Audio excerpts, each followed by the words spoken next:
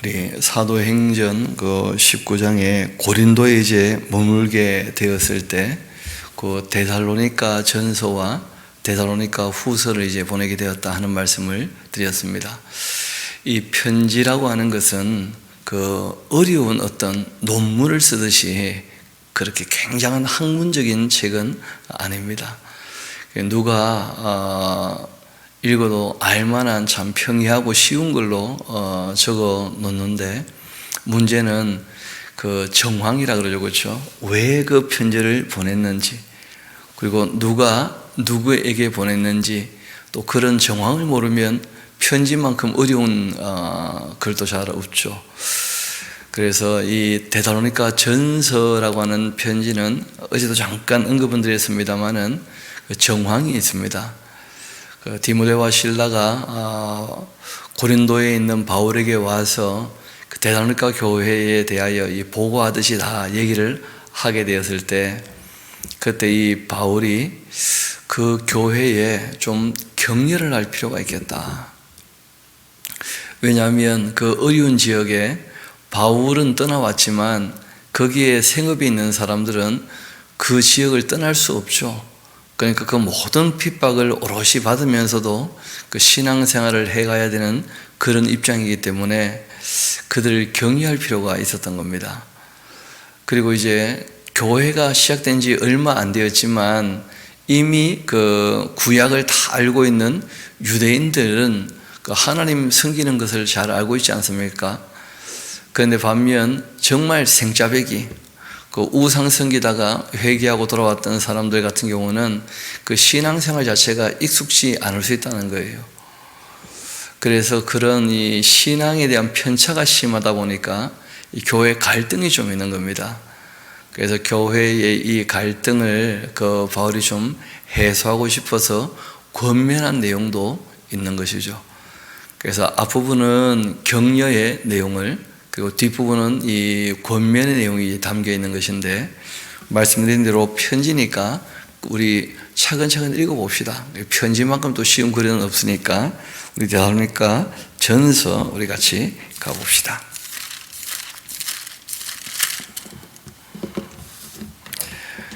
또 이 전서만 봐서는 안 되는 것이 그 후서로 이어지거든요. 편지를 봤을 때 전서, 후서 같이 있는 책은 함께 보는 것이 훨씬 도움이 될 겁니다. 이해하는 데 있어서. 이 편지를 볼 때 한두 절 읽고는 그걸 가지고 이제 해석하겠다고 자꾸 마음에 나는 대로 얘기를 하면 그 문제가 커집니다. 반드시 편지는 정황을 먼저 봐야 됩니다. 누가 무슨 일 때문에 누구에게 보냈는지 그걸 먼저 살피고 그 다음 적용하는 것이 그 옳은 순서입니다. 그래서 읽다가 뭐 기분 좋으면 지금 나에게 하시는 말씀이다 하고 정황과 상관없이 해석을 하면 그 오해가 많아지는 것이니까요. 1장 1절부터 한번 봅시다. 바울과 그 실로아노와 디모데는 하나님 아버지와 주 예수 그리스도 안에 있는 데살로니가인의 그 교회에 편지하노니 은혜와 평강이 너희에게 있을지어다. 유대인들 또 이방인들이 다 돌아와 기독교인이 되었는데 그 교회에 편지를 한다 하고 얘기를 하죠. 우리가 너희 모두로 말미암아 항상 하나님께 감사하면서 기도할 때 너희를 기억하는 것은 너희의 그 믿음의 역사, 하나님을 믿어서 참 힘있게 일하는 것, 또 사랑으로 수고를 아끼지 않는 것, 우리 주 예수 그리스도에 대한 그 소망으로 인내하는 것. 그 예수 그리스도에 대한 소망이 무엇이냐? 그 다시 만날 것에 대한 소망이죠. 그 죄 사함을 허락하셨고 또 부활에 참여케 하실 것이고 또 휴거가 될 것도 말씀하신 게 있었거든요. 그래서 거기에 대한 소망으로 이제 모든 걸 참고 견뎌낸다는 것이죠. 우리 하나님 아버지 앞에서 끊임없이 기억하매니 하나님의 그 사랑하심을 받은 형제들아, 너희를 택하심을 우리는 알고 있다. 이는 우리의 그 복음이 너희에게 말로만 이른 것이 아니었고 또 능력과 성령과 큰 확신으로 된 것임이라. 우리가 너희 가운데에서 너희를 위하여 어떤 사람이 된 것 너희가 아는 바와 같으니라. 또 너희는 많은 환난 가운데에서 성령의 기쁨으로 말씀을 받아 우리와 주를 본받은 자가 되었으니 그러므로 너희가 마게도냐와 아가야에 있는 모든 믿는 자의 본이 되었다 하고 그 칭찬을 잔뜩 하고 있죠. 그렇죠? 그 칭찬을 잔뜩 한 이유는 뭐냐면 뒤에 할 말이 좀 있기 때문이에요. 너무 신앙이 어리니까 먼저 칭찬을 잔뜩 하고 이제 격려와 함께 그 권면의 말을 좀 하고 싶어서 그래서 앞에 칭찬을 잔뜩 하고 있습니다. 주님의 그 말씀이 너희에게로부터 마게도냐와 아가야에만 들릴 뿐 아니라 하나님을 향하는 너희의 그 믿음의 소문이 각처에 퍼졌으므로 우리는 아무 말도 할 것이 없다. 그러니까 아무 말도 할 것이 없는데 그 뒤에 보면 계속 얘기하고 있죠. 5장까지. 할 말이 없는 게 아니고 실제로는 할 말이 있지만 조심스럽게 얘기를 꺼내시는 거예요. 신앙이 좀 어린 친구들이 많으니까 이어봅시다. 그들이 우리에 대하여 스스로 말하기를 우리가 어떻게 너희 가운데에 들어갔는지와 또 너희가 어떻게 우상을 버리고 하나님께로 돌아와서 살아계시고 참되신 하나님을 섬기는지와 또 하고 이제 얘기하는 것이 이게 격려의 말씀들인데요. 죽은 자들 가운데서 다시 살리신 그 아들이 하늘로부터 강림하실 것을 너희가 어떻게 기다리는지를 말하니 이는 장래의 그 노하심에서 우리를 건지시는 예수시니라. 그러니까 예수님 곧 강림하실 것 같으니까 지금처럼 그렇게 소망이 있으니까 예수님의 그 강림에 대한 소망이 끝까지 인내해야 된다. 그 어려운 지역에서 신앙생활 하는데 그렇게 이제 얘기를 하는 거죠. 최고의 격려일 수 있습니다. 예수님 곧 오시니까 조금만 참자. 그렇게 이제 격려를 하는 겁니다. 2장 이어서 봅시다. 형제들아, 우리가 너희 가운데 들어간 것이 헛되지 않은 줄 너희가 친히 알고 있지 않는가? 너희가 아는 바와 같이 우리가 먼저 빌립보에서 고난과 능욕을 당한 적이 있었는데 그 감옥에 갇혀가지고 곤욕을 좀 치른 적이 있었지 않습니까? 이 귀신 들린 여자 귀신 쫓아냈다가 사람들에게 잡혀가지고 이제 감옥에 들어간 적이 있었는데 빌립보에서 근데 그 빌립보에서 또 2번 정도씩이나 이 대단학과 교회를 후원했으니까 그 소식을 다 알고 있죠, 내용을. 그렇게 우리가 먼저 빌립보에서 고난과 능욕을 당하였으나 우리의 하나님을 힘입어 많은 싸움 중에 하나님의 그 복음을 너희에게 전하였노라. 우리의 이 권면은 간삼이나 부정에서 난 것이 아니고 속임수라는 것도 아니라 오직 하나님께 옳게 여김을 입어서 복음을 비탁받은 것이니까 우리가 이와 같이 말하는 것은 사람을 기쁘게 하려고 하는 것 아니라 오직 우리 마음을 감찰하시는 하나님을 기쁘시게 하려고 우리는 일하고 있다. 너희도 알거니와 우리가 아무 때에도 이 아첨하는 말이나 탐심의 탈을 쓰지 아니한 것 하나님께서 증언하신다. 또한 우리는 너희에게서든지 다른 이에게서든지 사람에게서는 영광을 구하지 아니하였노라. 우리는 그리스도의 그 사도로서 마땅히 권위를 가지고 주장할 수도 있었으나 도리어 너희 가운데 유순한 자가 되어서 이 유모가 자기 자녀를 기른 것 같이 그렇게 하지 않았느냐. 유모가 남의 자녀도 잘 기르는데 자기 자녀 얼마나 잘 기르겠습니까? 그러니까 이 바울이 그 대단학과 교회에 참 정성을 많이 들였다 하는 것을 이렇게 표현한 것이죠. 우리가 이같이 너희를 사모하여 또 하나님의 복음뿐 아니라 우리의 목숨까지도 너희에게 주기를 기뻐한 것은 너희가 우리의 사랑하는 자 됨이었다. 실제로 이제 분위기상 우리가 파악할 수 있는 것이 유모가 아기를 기르듯이 그러니까 너희들이 신앙이 너무 어리다는 것도 거기에 포함되어져 있는 거죠. 그래서 우리가 일방적으로 사랑을 쏟아붓고 그렇게 애지중지해서 그 신앙을 너희들이 갖게 되었고 그러고 이제 교회가 세워진 것이었는데 얼마 안 돼서 떠나게 되었으니까 이 바울 입장에서는 너무 아쉬웠던 거죠. 그러다가 이제 이 소식을 또 전해 듣고, 그래서 유모가 자기 자녀를 기르는 그 마음으로 이 편지를 보내게 된 겁니다. 형제들아, 우리의 그 수고와 구절, 애쓰는 것 너희가 기억할 텐데 너희 아무에게도 폐를 끼치지 아니하려고 밤낮으로 일하면서 너희에게 그 하나님의 복음을 우리가 전하였노라. 신앙이 어리니까 폐를 끼치지 않기로 했던 것이죠. 우리가 너희 믿는 자들을 향하여 어떻게 거룩하고 또 옳고 흠 없게 행하였는지에 대하여 너희가 증인이고 하나님도 그러하시도다.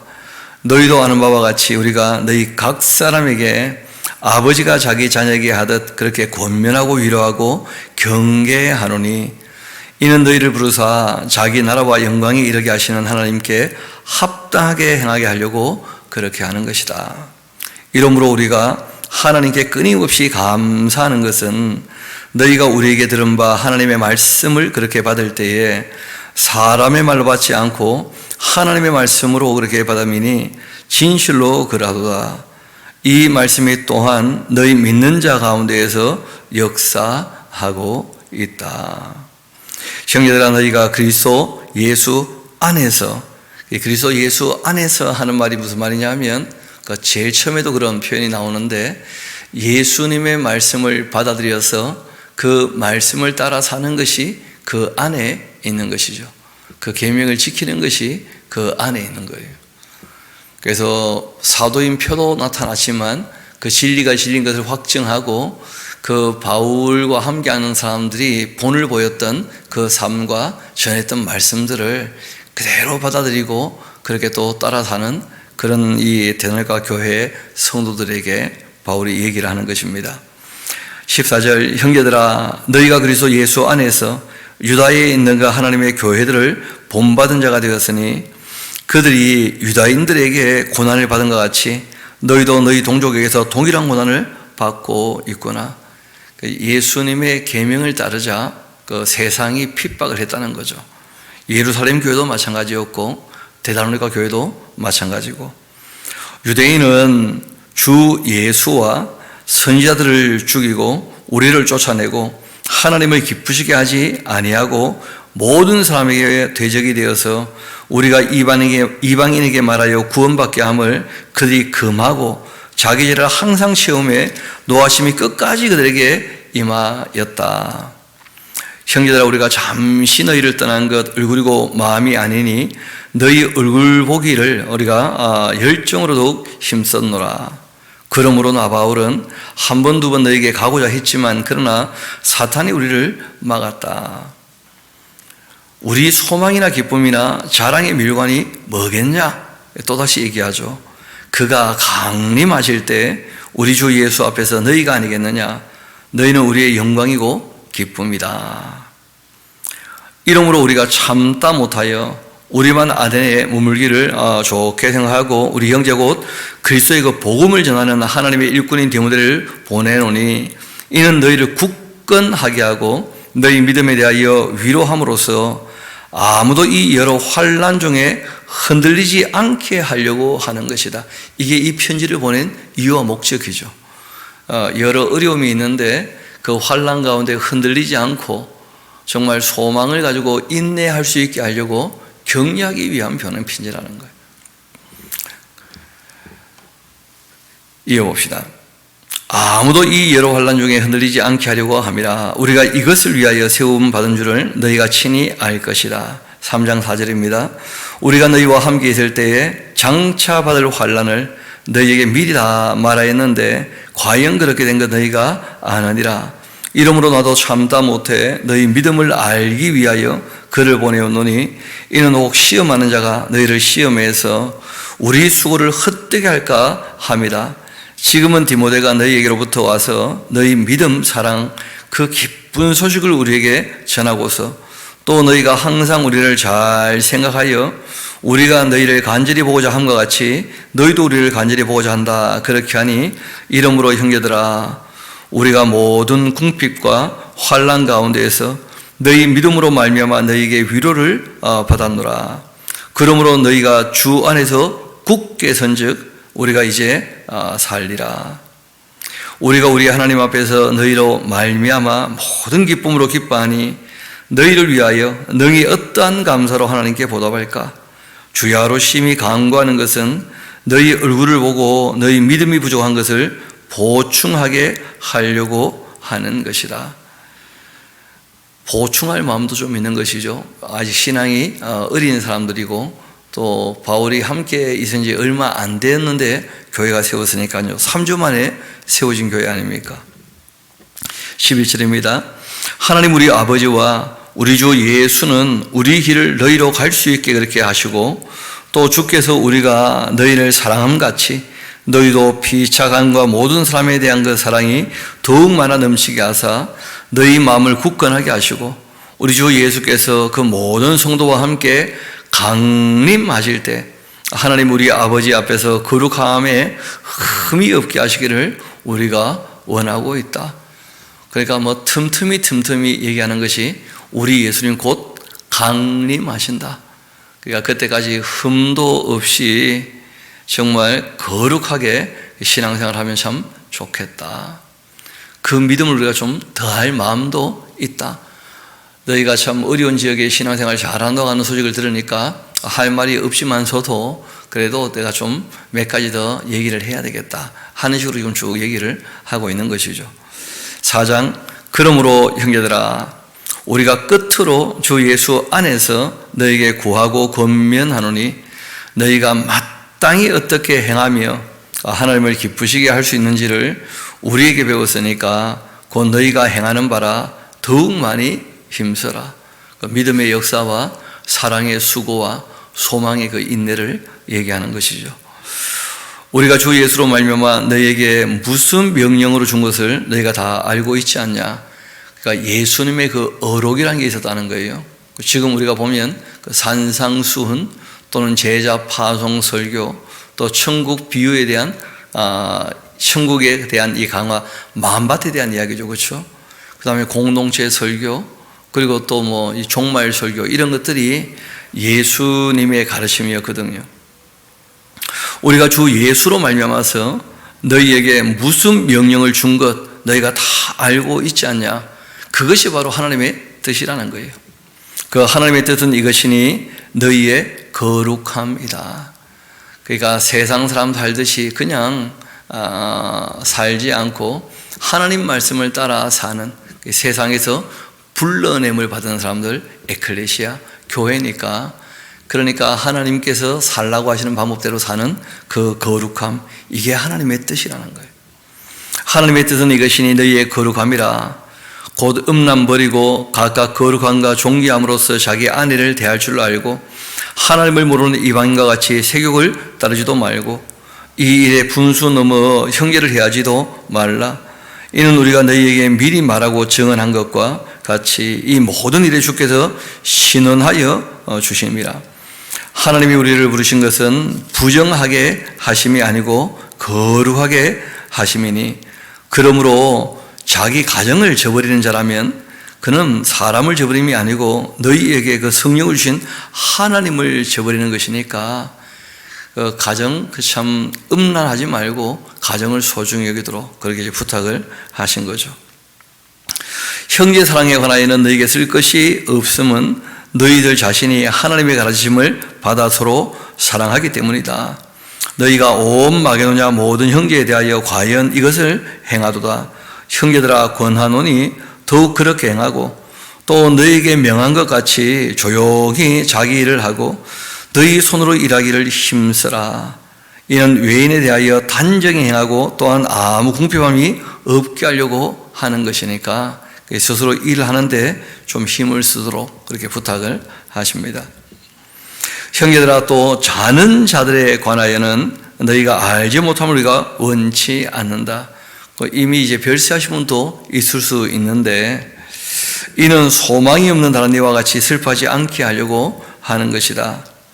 우리가 예수께서 죽으셨다가 다시 살아나심을 믿을진데 이와 같이 예수 안에서 자는 자들도 하나님이 그 다음 좀 잘 눈여겨보셔야 됩니다.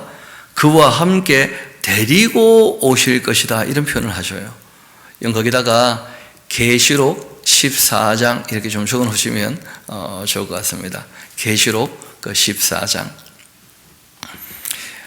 이왕 얘기가 나왔으니까 우리 잠깐 계시록 14장 가서 보고 옵시다. 그리고 종합적으로는 또 말씀을 드릴 테니까.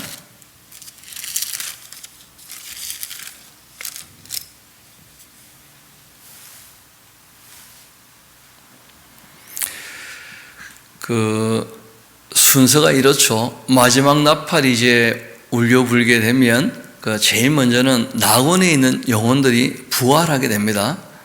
낙원에 있는 영혼들이 이제 부활하게 되면 그 부활한 사람들 중에서 정말 거룩하고 흠이 없었던 14만 4천을 예수님이 이제 대동하시고 예루살렘으로 이렇게 오셔요. 구름 타시고. 그러면 인침을 받은 사람들이 있습니다. 이스라엘 백성 중에서는 14만 4천, 그 다음에 허다한 무리들이 있지 않습니까? 각 나라와 민족과 방언 가운데에서 그들이 이제 홀연이 다 변화되어서 천사들이 다 불러 모으면, 그러면 그들이 이제 예루살렘에 계시는 예수님께로 이제 올라가게 되어져요. 그래서 그 공중에서 예수님을 영접하게 됩니다. 그러면 이제 그들을 데리고 불이 붙은 유리바다 건너편으로 이제 건너가시는 것이거든요.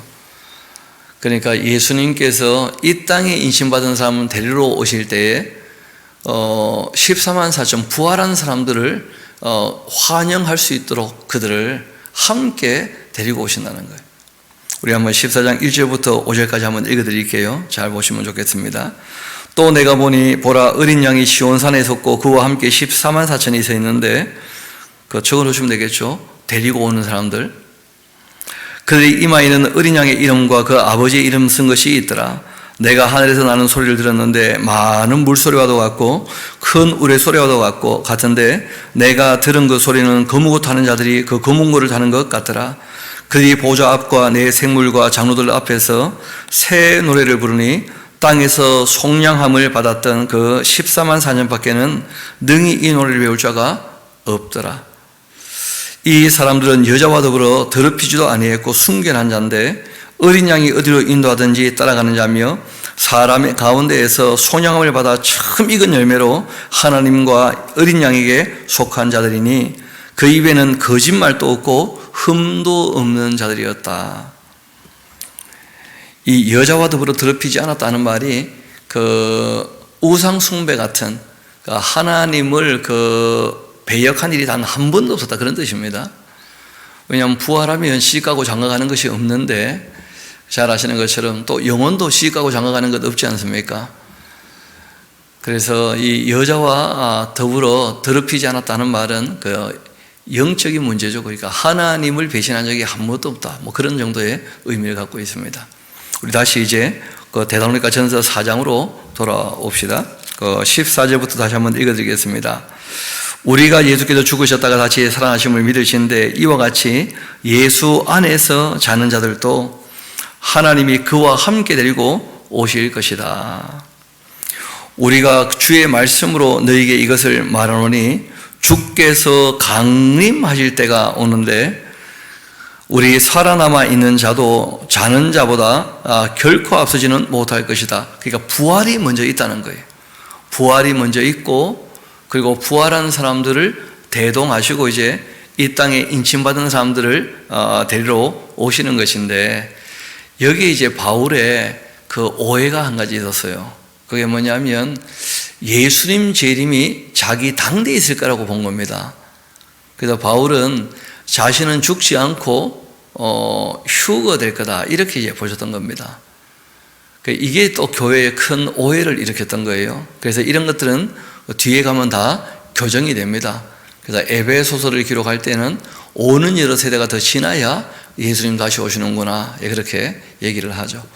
그러니까 예수님 재림은 너무나 확실하고 그때 있을 일은 이분이 다 바르게 썼는데 그 시점에 대한 오해가 있었다는 거예요. 자기 당대에 오신다고.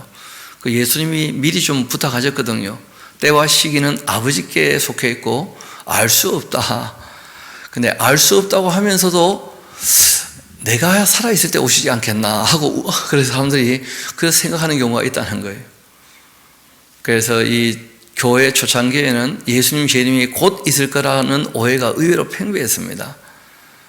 그렇기 때문에 이제 요한계시록이 이제 결국은 그 성전이 무너지고 난 다음에 기록이 되거든요. 두 번째 성전이 무너지고 난 다음에 그렇게 될 수밖에 없는 이유가 있었던 것이죠. 이어봅시다.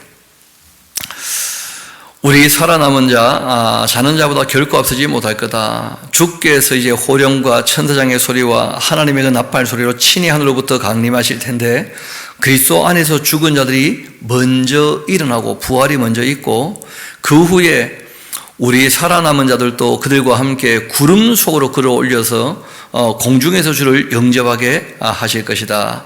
그리하여 우리가 항상 주와 함께 있게 될 거다. 그리고 이제 그 다음 말이 중요하죠. 그러므로 이러한 말로 서로 어떻게 하라는 거예요? 위로하라 하고 얘기하신 거예요.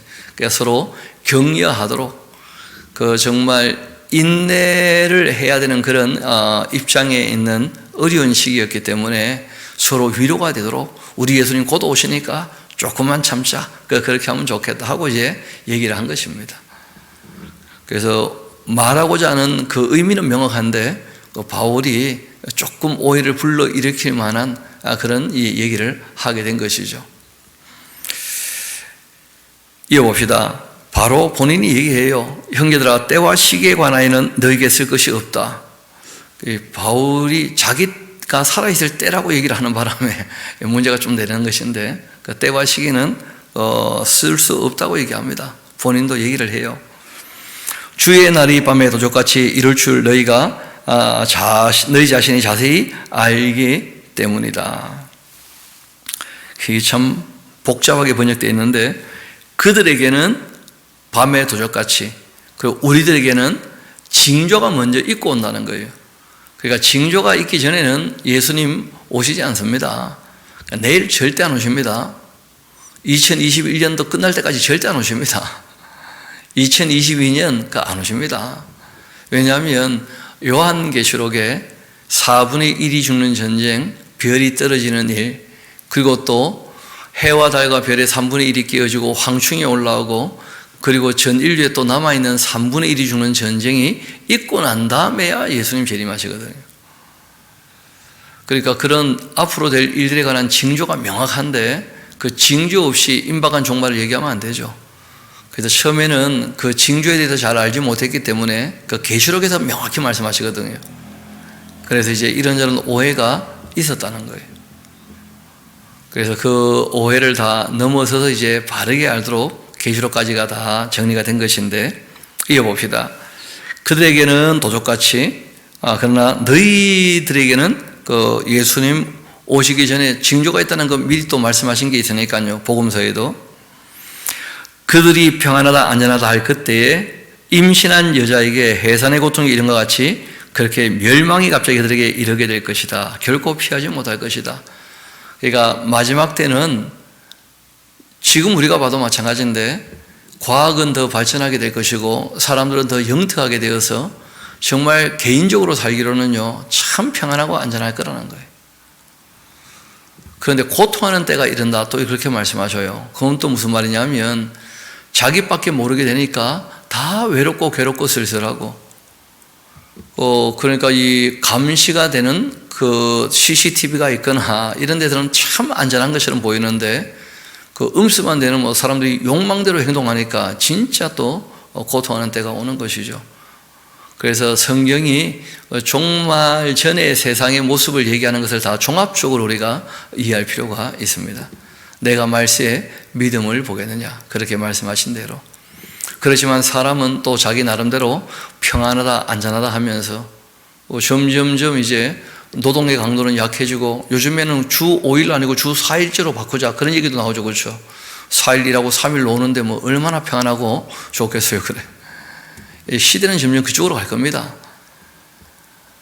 그래서 사람들의 그 육체 노동은 점점 강도가 약해질 것이고, 뭐 이미 노동하는 사람 잘 없잖아. 육체적으로 고생한다 이런 거 잘 없고, 운동을 하죠. 운동을, 건강 때문에. 옛날에는 뭐 운동하는 사람들 보면 쓸데없는 짓 한다, 그런 얘기를 할 정도로 노동의 강도가 심했는데 그런 데에 비해서는 뭐 점점 평안하고 안전하게 될 겁니다. 이어봅시다. 형제들아, 너희는 어둠에 있지 아니하매 그날이 도둑같이 너희에게는 임하지 못할 것이다. 너희는 다 빛의 아들이고 낮의 아들이라. 우리가 밤에나 어둠에 속하지 아니하나니 그러므로 우리는 낮은 일과 같이 자지 말고 오직 깨어 정신을 차리자. 그러니까 종말의 징조도 명확히 좀 알고 있고, 그리고 무엇보다 이 세상에서 구별되어 거룩한 삶을 살자, 그런 것이죠. 자는 자들은 밤에 자고 취하는 자들은 밤에 취하되 우리는 낮에 속했으니까 정신 차리고 믿음과 사랑에 호신경 붙이고 구원의 소망의 투구를 쓰자. 하나님께서 우리를 세우신 것은 노하심에 이르게 하심이 아니고 오직 우리 주 예수 그리스도로 말미암아 구원을 받게 하려 하십니다.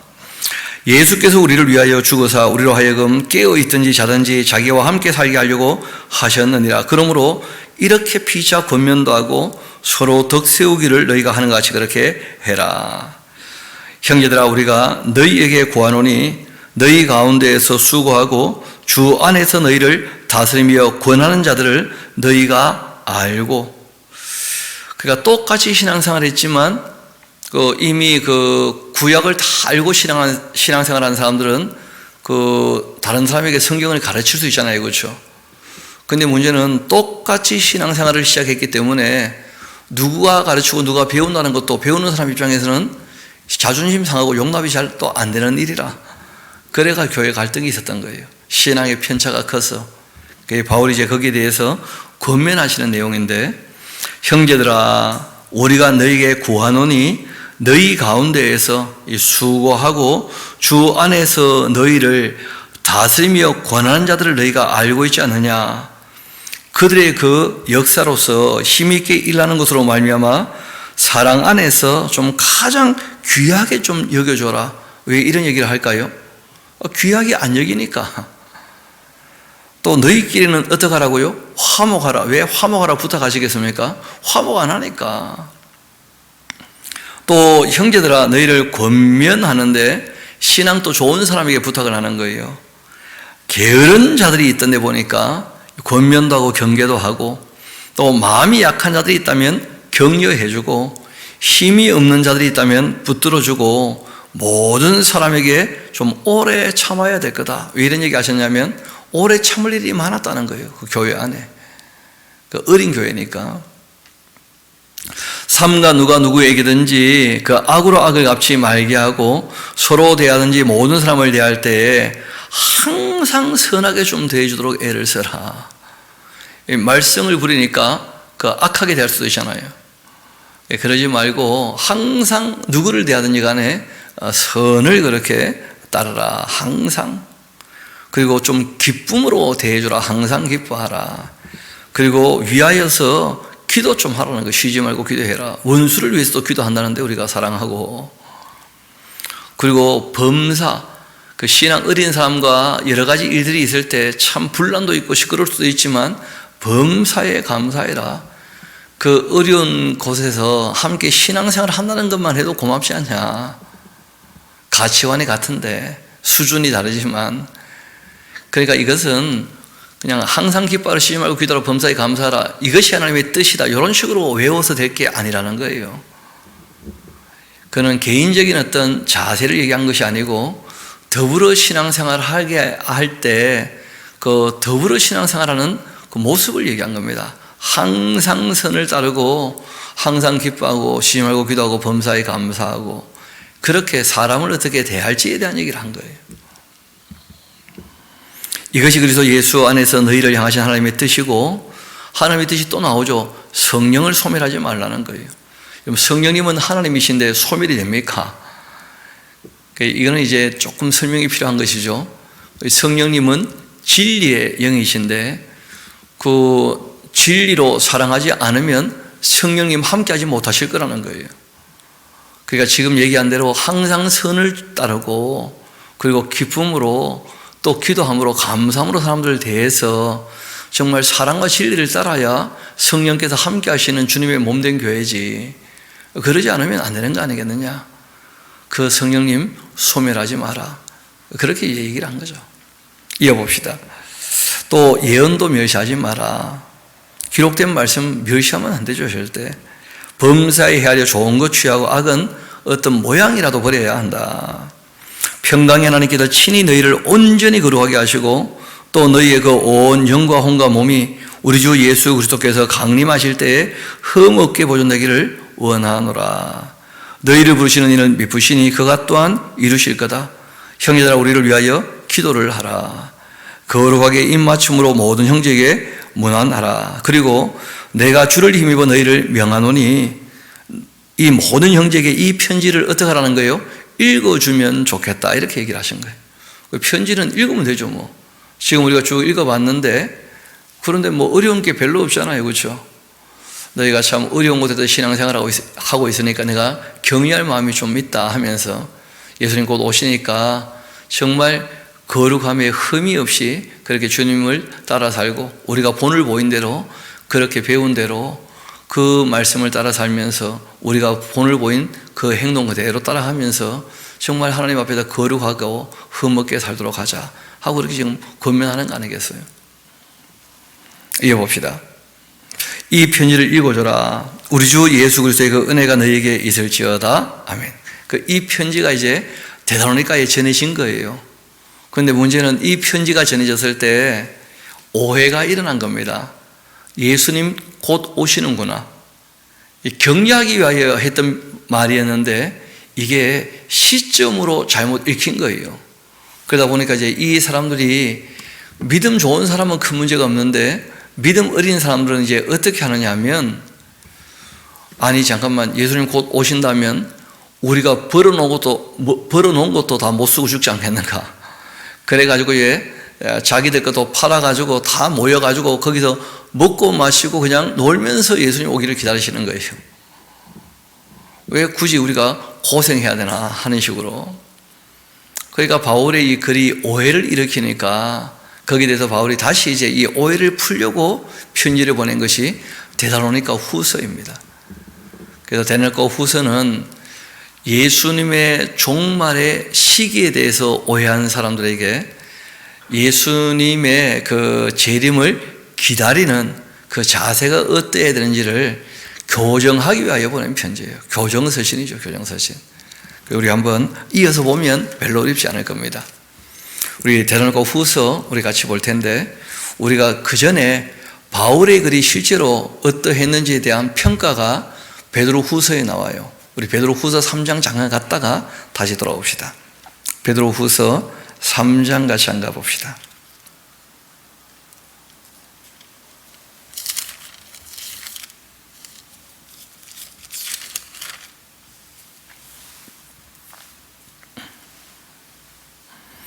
(13절부터) 제가 한번 읽어드리겠습니다. 베드로 후서 3장 13절. 우리는 그 약속대로 의가 있는 곳인 새하늘과 새 땅을 바라보다. 그러므로 사랑하는 자들아 너희가 이것을 바라보나니 주 앞에서 점도 없고 흠도 없이 평강 가운데서 나타나기를 힘써라. 또 우리 주의 오래 참으심의 구원이 될 줄로 여겨야 한다. 우리가 사랑하는 그 형제 바울도 그 받은 지혜대로 너희에게 이같이 종말에 대해서 쓴 것이 있는데 또 그 모든 편지에도 이런 일에 관하여 말하였으되 그 중에 알기 어려운 것이 들어 있다는 거예요. 왜냐하면 요한계시록으로 해서 계시가 완성되기 전이었기 때문에 연구하고 살피지만 오해가 있다는 거예요. 사람들의 오해가. 들어 어려운 것도 있다. 무식한 자들과 굳세지 못한 자들이 다른 성경과 같이 그것도 억지로 풀다가 스스로 멸망에 이르게 되는 것이다. 그러므로 사랑하는 자들아 너희가 이것을 미리 알았으니까 무범한 자들의 그 미혹에 이끌려 너희가 굳센 데서 떨어질까 조심하라. 오직 우리 주 곧 구주 예수 그리스도의 그 은혜와 그를 아는 지식에서 자라가라. 영광이 이제와 영원한 날까지 그에게 있을지어다. 아멘 하면서. 그래서 바울이 얘기했던 내용도 필요하겠지만서도 예수님 말씀을 먼저 잘 기억을 하고 너무 과장해서 생각하지 않도록 그렇게 부탁을 하신 거예요. 베드로가 바울의 글에 바울이 글을 쓸 때 오해를 불러일으킬 만한 글들을 썼기 때문에, 그게 무엇이었냐 하면 본인은 자꾸 죽었다가 이제 부활할 거라 말씀 안 하시고 예수님 재림하실 때 살아있다가 이제 휴거될 거라고 자꾸 얘기했거든요. 본인은, 바울이. 그러니까 이제 오해가 좀 있었던 거예요. 그러다가 바울이 이제 그 계시를 통해서 깨닫게 됩니다. 그리고는 자신의 그 잘못된 것을 다 교정을 하죠. 그래서 우리가 그 책을 읽을 때 늘 앞의 책은 뒤의 책에 대한 배경이 되지만 그 뒤의 책은 또 앞의 책에 대한 해석들이 나오기 때문에 성경은 통전적으로 그 전체를 다 봐야 돼요. 그래서 66권 전체를 보지 않으면 오해가 생길 수 있습니다. 그리고 이제 이 모든 오해를 종식시키는 책이 바로 요한 계시록이죠.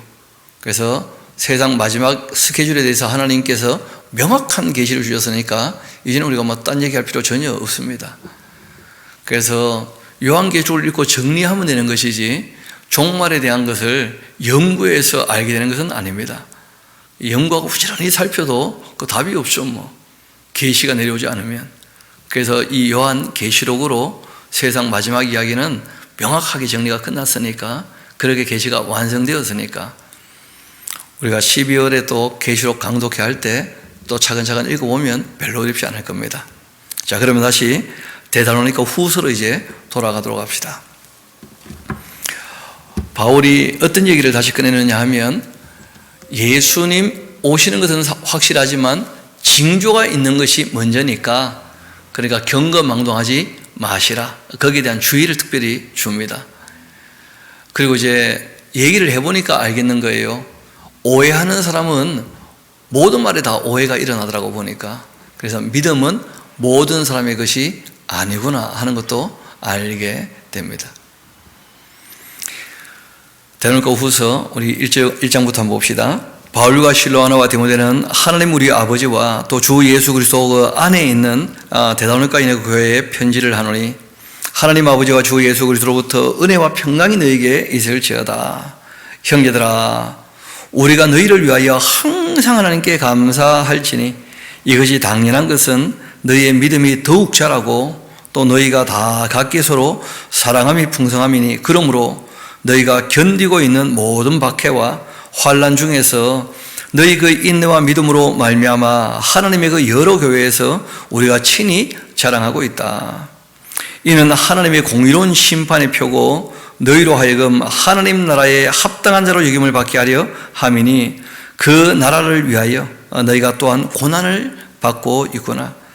너희로 환난을 받게 하는 자들에게는 환난으로 갚으시고 환난을 받는 너희에게는 우리와 함께 안식으로 갚으시는 것 하나님의 공이시니, 주 예수께서 자기의 그 능력의 천사들과 함께 하늘로부터 불꽃 가운데서 나타나실 때에 하나님을 모르는 자들과 우리 주 예수의 그 복음에 복종하지 않는 자들에게 형벌을 내리실 것이다.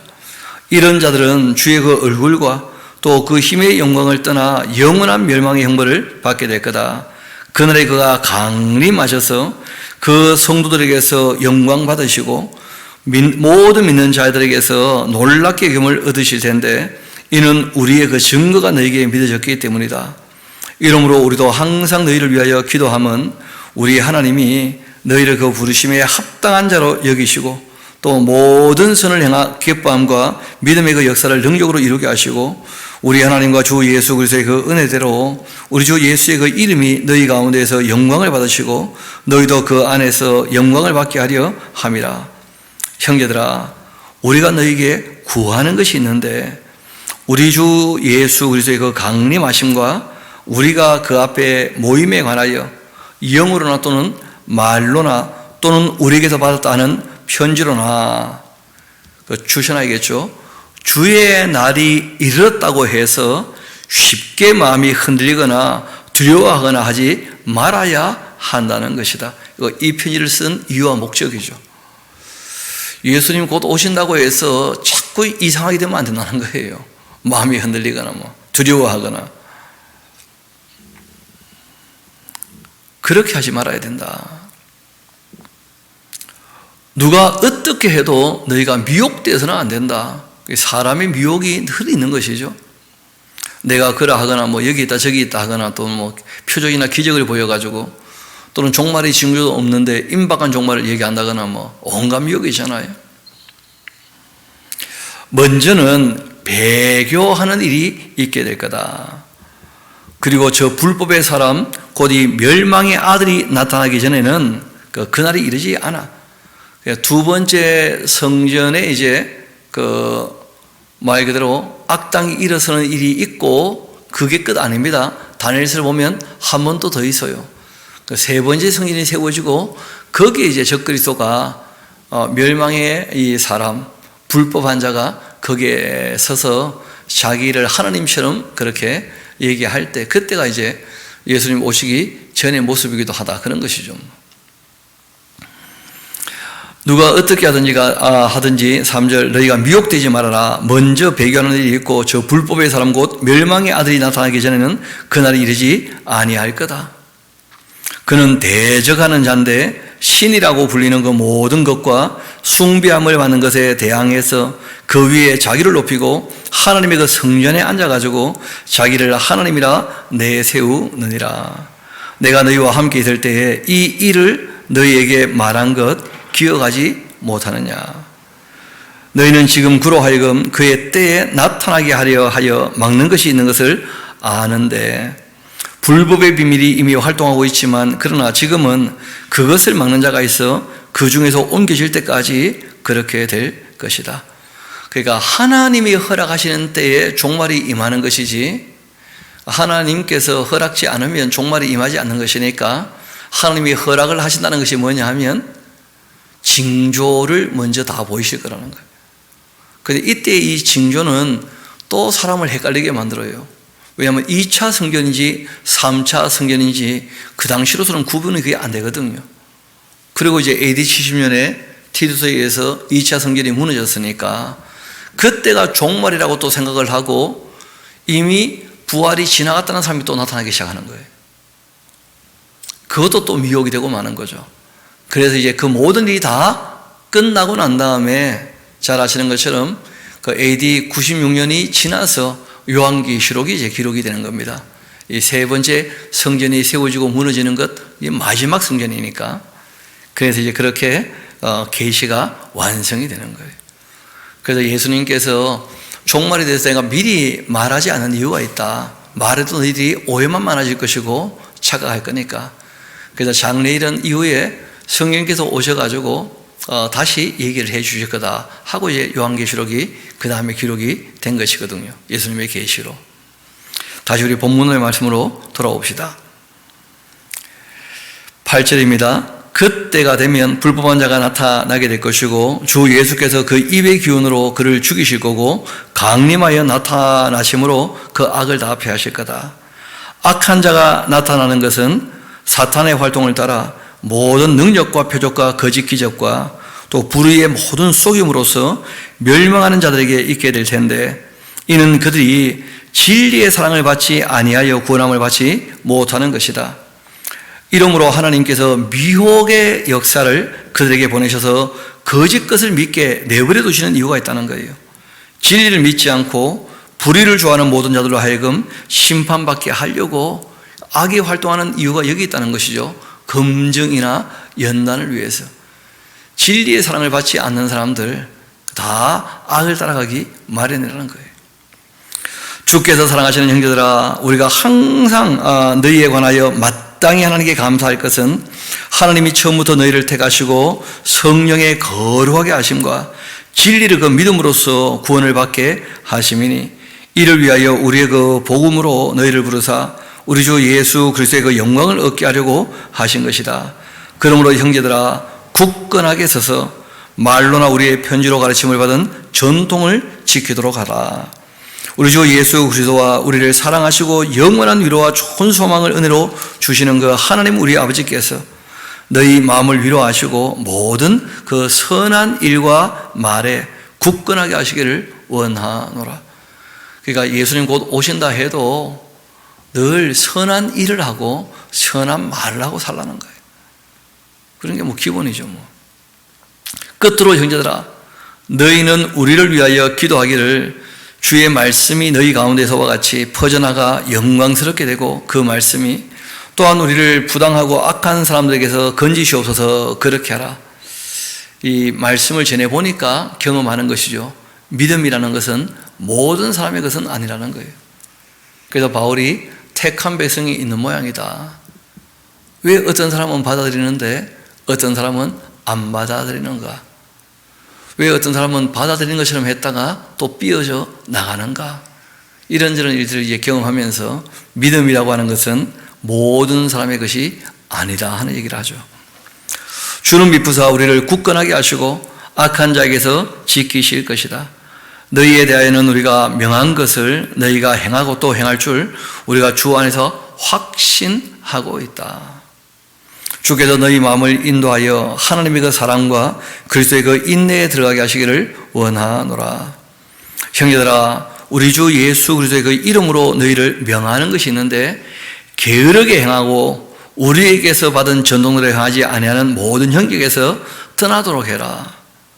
어떻게 우리를 본받아야 할지를 너희가 스스로 알지 않느냐? 우리가 너희 가운데 무질서하게 행하지 않았다. 또 누구에게서든지 음식을 값없이 먹지도 않았다. 남에게 폐를 끼치지 않으려고 애썼다는 것이죠. 그렇죠? 또 오직 수고하고 애써서 주야로 일한 이유는 너희 아무에게도 폐를 끼치지 않으려고 그렇게 한 것이었다.